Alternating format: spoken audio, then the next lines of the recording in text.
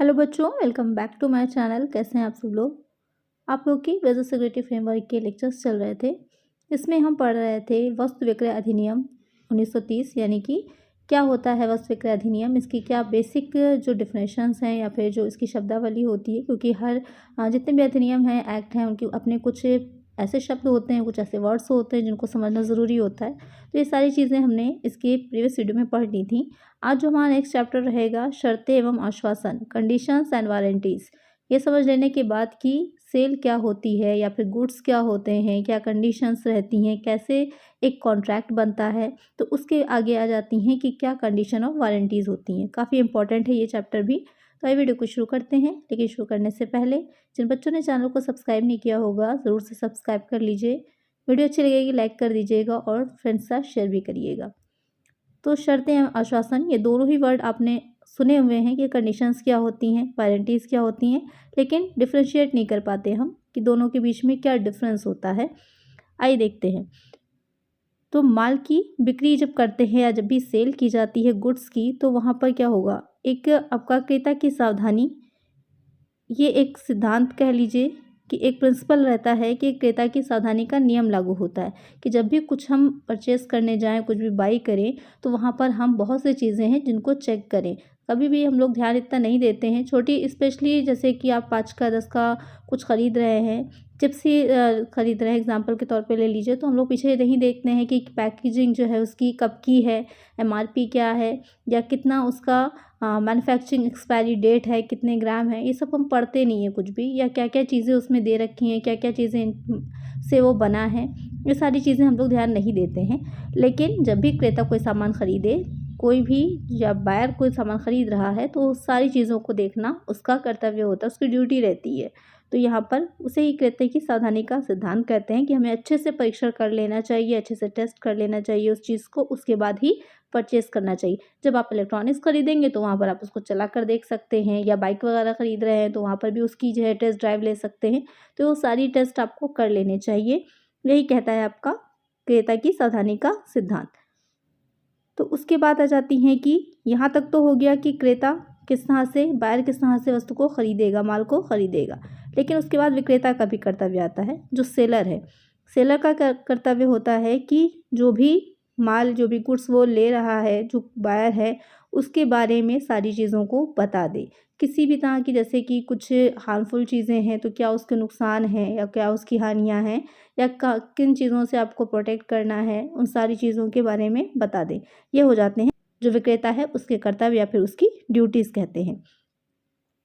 तो कहाँ पर आया शर्त या फिर आश्वासन। तो शर्त और आश्वासन की जब हम बात कर रहे होते हैं, तो जो भी विक्रय अनुबंध किया जाता है, कॉन्ट्रैक्ट होता है, क्योंकि एक, तो वहाँ पर कुछ शर्तें भी रहती हैं और कंडीशंस भी होती हैं। आपने देखा होगा ना, टीवी पर कोई ऐड आता है तो बहुत छोटा सा नीचे लिखा रहता है, टर्म्स एंड कंडीशंस अप्लाई, जो कि आप लोग ध्यान भी नहीं देते, जनरली कोई भी ध्यान नहीं देता। बहुत छोटा सा साइड में लिखा रहता है, टर्म्स एंड कंडीशंस अप्लाई।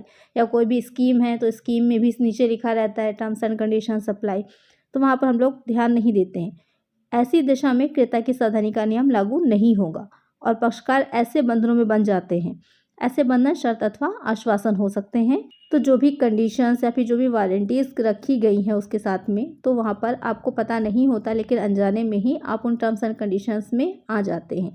तो इस तरह की जो कंडीशंस होती हैं, उसको दो पार्ट में, उसको एक बंधन कहते हैं, उसको एक तरह का स्टिपुलेशन कहा जाता है। उसको ही दो पार्ट में डिवाइड किया गया है। एक हो जाती है कंडीशन, दूसरी हो जाती है वारंटी। कंडीशन जब आती है तो वहाँ पर आपकी कुछ स्पष्ट शर्तें होती हैं जो क्लियरली एक्सप्रेस होती हैं। गर्भित शर्त कुछ होगी, कुछ इम्प्लाइड कंडीशन होती हैं। इसी तरह वारंटी में कुछ स्पष्ट होंगी और कुछ गर्भित होती हैं। आइए अब इसको डिटेल में देखते हैं। जब बात शर्त की जा रही है, तो जो विक्रय अनुबंध है, जो सेल कॉन्ट्रैक्ट होता है, उसमें क्या बताया गया है कि शर्त एक बंधन है जो अनुबंध के मुख्य उद्देश्य के लिए आवश्यक होती है तथा जिसका खंडन होने पर अनुबंध का परित्याग करने का अधिकार प्राप्त हो जाता है। A condition is a stipulation essential to the main purpose of the contract, the breach of which gives rise to a right to treat the contract as repudiated। यानी कहने का मतलब ये है कि शर्तें या कंडीशंस ऐसी होती हैं कि अगर उसको खंडित किया जाएगा या पूरा नहीं किया जाता, तो विक्रय अनुबंध या फिर जो कॉन्ट्रैक्ट किया गया है वो समाप्त हो जाएगा, वहीं पर उसको हम चाहे तो पूरा ना करें, फुलफ़िल ना करें। तो कंडीशन पूरा होना ज़रूरी होता है। तो क्या है इसमें एक कि शर्त एक तरह का बंधन है, आप एक बंधन में बन जाते हैं कि आपको ये काम करना ही करना है, एक बाउंडेशन हो जाती है आपके लिए। फिर है कि आप बंधन अनुबंध के मुख्य उद्देश्य के लिए आवश्यक होता है और इस बंधन के भंग होने पर अनुबंध को भंग हुआ माना जाएगा। जो कंडीशन रखी गई थी अगर वो फुलफ़िल नहीं हो रही है तो वहाँ पर क्या होगा कि वो अनुबंध को भंग माना जाएगा। अब इन्होंने देखिए एक एग्ज़ाम्पल दिया है। क्या एग्ज़ाम्पल है कि आ अपनी कार बा को 10,000 में बेचने का प्रस्ताव करता है। बा कहता है कि यदि यह कार 2001 अथवा उसके बाद निर्मित है तो मैं ख़रीद लूँगा। कार देखने से पता चलता है कि ये 1997 की निर्मित है, तो यहाँ बा कार ख़रीदने से इनकार कर सकता है। सिंपल शब्दों में कहें, जैसे आप हैं, कोई व्यक्ति से कोई कार जो है परचेज़ करने जा रहे हैं और आप ये शर्त रखते हैं कि वो मॉडल जो है वो 2000 का होना चाहिए, लेकिन वो व्यक्ति आपसे झूठ बोलता है, नहीं बताता है और आप जब उसके बारे में देखते हैं, समझते हैं तो वो मॉडल आपको 1997 का लगता है। तो वहाँ पर क्या है, शर्त आपने 2000 की रखी थी कि 2000 का मॉडल बना होना चाहिए, तो वहाँ पर वो कंडीशन पूरी नहीं हुई तो आप वहाँ पर क्या करेंगे, जो भी आपने कॉन्ट्रैक्ट किया उसको आप ब्रीच कर सकते हैं, तोड़ सकते हैं। तो ये हो जाती है कंडीशन। सिंपल से ये समझ लीजिए कि कंडीशंस का पूरा होना ज़रूरी है, नहीं तो कॉन्ट्रैक्ट जो होगा वो पूरी तरह से समाप्त हो जाएगा, आप उसका परित्याग कर सकते हैं। अब आ जाती है बात आश्वासन की, वारंटी की। तो वारंटी क्या होती है? तो जो विक्रय व अनुबंध अधिनियम है उसमें क्या बताया गया है कि आश्वासन एक ऐसा बंधन है जो अनुबंध के मुख्य आशय के लिए संपार्श्विक है, जिसका खंडन क्षतिपूर्ति के लिए वाद प्रस्तुत करने का अधिकार तो उत्पन्न करता है, किंतु माल को अस्वीकृत करने और अनुबंध का परित्याग करने का अधिकार उत्पन्न नहीं करता। यहाँ पर कहने का मतलब ये है कि जो भी रखी गई है जो भी आश्वासन दिया गया है, वारंटी रखी गई है, तो वहाँ पर अगर उसको पूरा नहीं किया जा रहा है तो वहाँ पर अनुबंध जो होगा, कॉन्ट्रैक्ट जो होगा वो नहीं टूटता है, क्योंकि ये आपकी संपार्श्विक होती है, कोलैटरल होती है, तो वहाँ पर अनुबंध नहीं टूटेगा। अनुबंध जो भी आप लोगों ने किया है, जैसे अभी कार की हम उदाहरण ले रहे थे, अगर आश्वासन दिया गया होता तो वहाँ पर वो आप अनुबंध नहीं तोड़ सकते थे, परित्याग नहीं कर सकते थे। इसमें कौन सी चीज़ें आती हैं कि आश्वासन भी एक बंधन होता है, आपने पढ़ा ही कि बंधन 2 तरह के होते हैं। आश्वासन के भंग होने की दशा में माल को अस्वीकार करना तथा अनुबंध को भंग करने का अधिकार नहीं होता है। ये अनुबंध के मुख्य उद्देश्य के लिए आवश्यक नहीं है, बल्कि संपार्श्विक है। आश्वासन के भंग होने की दशा में केवल, अब यहाँ पर ध्यान दीजिएगा कि यहाँ पर केवल कंपनसेशन, क्षतिपूर्ति की डिमांड की जा सकती है। आप माल को लेने से मना नहीं कर सकते, ना ही अनुबंध को समाप्त कर सकते हैं। सिर्फ और सिर्फ आप क्या कर सकते हैं, कंपनसेशन ले सकते हैं। जैसे कि अगर आपने सपोज़ कर लीजिए 2 लाख की कहा था कि आप वो कार खरीदेंगे, लेकिन अगर आप ये चीज़ देख रहे हैं कि जो आपको वारंटी है, जो आश्वासन दिया गया, तो फुलफिल नहीं होता है, तो आप ये कह सकते हैं कि आप 2 लाख की नहीं 1.5 लाख की खरीदेंगे, क्योंकि मॉडल पुराना है। तो यहाँ पर क्या रहता है कि आप क्षतिपूर्ति, वो 50,000 जो डिफरेंस आया, तो एक तरह से वो आपके लिए क्षतिपूर्ति हो गया। अब आपकी समझ में आ गया होगा, जो कंडीशन है उसका फुलफिल होना ज़रूरी है और आश्वासन का संपार्श्विक है, कोलैटरल है। आप क्षतिपूर्ति की, कंपनसेशन की डिमांड कर सकते हैं, लेकिन इससे आपका जो कॉन्ट्रैक्ट है वो नहीं भंग होगा, ना ही आप उसको परित्याग कर सकेंगे। तो आपकी समझ में आ गया होगा कि क्या होता है दोनों चीज़ें। अब आइए नेक्स्ट देखते हैं कि दोनों के बीच में डिफरेंस क्या होता है। ये क्वेश्चन एग्जाम में बहुत पूछा जाता है कि शर्त और आश्वासन में क्या अंतर होता है। Distinction between condition and warranty क्या होता है, ये देखते हैं। पहला जो दे रखा है, अनुबंध का मुख्य आशय, मेन इंटेंशन ऑफ कॉन्ट्रैक्ट, की शर्त में रहता है कि जो मेन है, या मेन ही समझ लीजिए एक तरह से, कि शर्त जो रखी गई है उसको फुलफिल होना ज़रूरी है। लेकिन वारंटी में क्या रहता है कि संपार्श्विक है, कोलैटरल है, कंपलसरी नहीं है कि पूरा करना ही है आपको।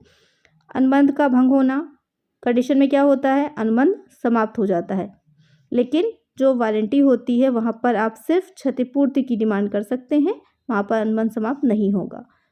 अनुबंध के निष्पादन से मुक्ति, शर्त भंग होने में क्या रहता है, जो पीड़ित पक्षकार होगा, जिसका नुकसान हुआ है, जिस पक्षकार का, जिस पार्टी का, वो पार्टी पर डिपेंड करता है कि वो अनुबंध जो है, कॉन्ट्रैक्ट उसको पूरा करे या ना करे। लेकिन जो वारंटी होती है, आश्वासन होता है, इसमें जो पीड़ित पक्षकार है वो निष्पादन से मुक्त नहीं होगा, उसको वो कॉन्ट्रैक्ट पूरा करना पड़ता है। फिर आएगा स्वतंत्र का स्वत्व का हस्तांतरण। इसमें क्या रहता है कि जो भी कंडीशन है उसको पूरा किए बिना जो भी ओनरशिप है उसको ट्रांसफ़र नहीं किया जा सकता। आश्वासन में क्या रहता है कि जो भी वारंटी उसकी फुलफिल हुए बिना भी जो ओनरशिप है उसको ट्रांसफ़र किया जा सकता है। शर्त भंग एवं आश्वासन भंग। शर्त अगर भंग होती है तो क्या होगा, आश्वासन भंग भी माना जा सकता है। शर्त को आश्वासन भंग भी माना जा सकता है, क्योंकि आप समझ ही गए होंगे शर्त का जो कंडीशन है वो ज़्यादा इम्पोर्टेंट होती है। लेकिन आश्वासन भंग होगा तो उसे शर्त का भंग होना नहीं माना जाएगा। फिर आ जाएगा प्रतिफल पर प्रभाव। प्रतिफल पर प्रभाव की अगर बात करें तो पूरा ही पड़ता है कंसिडरेशन पर। जैसे कि कार का एग्जांपल हमने लिया था, तो यहाँ पर अगर कंडीशन फुलफिल नहीं हो रही है तो कार एक के लिए प्रतिफल थी, दूसरे के लिए कैश प्रतिफल था, कंसिडरेशन था, तो वहाँ पर सीधा इफेक्ट पड़ेगा, वो लेने से मना कर देगा तो इफेक्ट तो आएगा ही। लेकिन आश्वासन में क्या रहता है कि जो कंसिडरेशन है, प्रतिफल है, उस पर कोई इफेक्ट नहीं पड़ता। क्यों? क्योंकि क्षतिपूर्ति की डिमांड करेगा लेकिन उसको देना तो होगा ही। फिर आ जाएगा संख्या नंबर। नंबर में क्या रहेगा, गर्भित शर्त या गर्भित आश्वासन की अगर बात करें तो बहुत सी ऐसी कंडीशंस होती हैं जो इम्प्लाइड होती हैं, कहीं नहीं जाएंगी, लेकिन कंडीशंस में क्या होता है अपने आप ही इंक्लूड होती हैं। सेम वैसा ही रहेगा आपका आश्वासन के साथ ही, तो वहाँ पर संख्या इसमें ज़्यादा रहती है। और यहाँ पर क्या है, गर्भित शर्तों की तुलना में गर्भित आश्वासनों की संख्या कम होती है। तो आपके समझ में आ गया होगा कि क्या डिफरेंस होता है दोनों के बीच में, बहुत इंपॉर्टेंट है, इसको अच्छे से समझ लीजिएगा। नेक्स्ट आता है शर्त को कब आश्वासन माना जाता है। When conditions can be treated as warranty, या फिर शर्त भंग को आश्वासन भंग माना जाना when condition sinks to the level of warranty. ये भी बहुत इंपॉर्टेंट है, शॉर्ट में क्वेश्चन पूछा जा सकता है। तो इसमें क्या चीज़ें दे रखी हैं कि पहला पॉइंट है कि क्रेता द्वारा स्वेच्छा से शर्त का परित्याग किया जाना, वॉलंटरी वेव बाय बायर। कि जो क्रेता है, बायर है, अब यहाँ पर क्या रहता है, पीड़ित पक्षकार जो होगा ज़्यादातर कंडीशन जब फुलफिल नहीं होती है तो जो पीड़ित पक्षकार होता है वो ज़्यादातर बायर होता है। तो बायर जो होगा उस पर डिपेंड करता है कि वो चाहे तो उस कंडीशन को हटा सकता है। जैसे कि यहाँ पर जहाँ विक्रय के अनुबंध में कोई ऐसी आवश्यक शर्त है जिसे क्रेता को पूरा करना है, तो ऐसी दशा में क्रेता उस आवश्यक शर्त का त्याग कर सकता है। यहाँ पर पूरी तरह से डिपेंड किस पर करता है, क्रेता पर डिपेंड करता है। तो फिर वहाँ पर वो अनुबंध समाप्त नहीं होगा, वो अनुबंध पूरा होगा। उसके बाद है क्रेता द्वारा माल की सुपुर्दगी स्वीकार करना, acceptance of delivery by buyer. इसमें क्या रहता है कि जो क्रेता द्वारा माल की सुपुर्दगी स्वीकार करना की कंडीशन फुलफिल नहीं हुई है, लेकिन फिर भी जो क्रेता है, जो बायर है, उसने उस सामान को, उस गुड्स को एक्सेप्ट कर लिया या फिर उसके कुछ भाग को एक्सेप्ट कर लिया है, तो वहाँ पर क्या होगा कि मान लिया जाएगा कि अनुबंध पूरा हो गया है। इस संबंध में एक विवाद भी था, स्ट्रीट बनाम ब्लैक का विवाद। इस मामले में क्या हुआ था कि शर्त भंग को केवल आश्वासन का भंग समझा गया था और क्रेता ने क्या किया था, सिर्फ क्षतिपूर्ति ली थी, सिर्फ क्या किया था, कंपनसेशन लिया था, तो वो अनुबंध पूरा हो गया था। तो ये दो कंडीशंस होती हैं जहाँ पर शर्त को आश्वासन माना जाता है या फिर शर्त भंग को आश्वासन भंग माना जाता है। नेक्स्ट वीडियो में हम पढ़ेंगे कि गर्भित शर्तें तथा आश्वासन क्या होता है, एम्प्लॉयड कंडीशन एंड वारंटीज़। ये हमारा नेक्स्ट वीडियो का टॉपिक रहेगा। तो आज के वीडियो में इतना ही। आई होप वीडियो अच्छी लगी होगी आपको। अगर अच्छी लगी है तो वीडियो को लाइक कर दीजिएगा, फ्रेंड्स साथ शेयर कर दीजिएगा और चैनल को सब्सक्राइब कर लीजिएगा इसी तरह की और वीडियोज़ के लिए। मिलते हैं नेक्स्ट वीडियो में। Thank you.